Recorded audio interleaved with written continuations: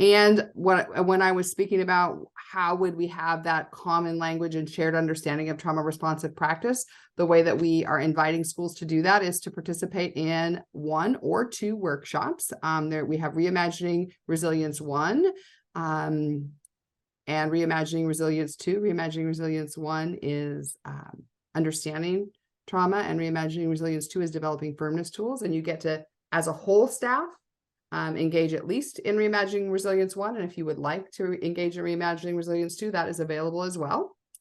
And the thing that makes it so special is that the reason we can offer it at a subsidized rate with $1,000 off of each workshop is because we have a generous grant from the Northwest Children's Foundation. They were really excited about the fact that this process was co-designed by educators and had data to show that it was really making a difference on the ground for teachers. And they were like, they work with lots of partner schools, and they're like, how could this be in more places? And so they were willing to support us to be able to stretch out and share this with more places. So we're excited about being able to make that offer.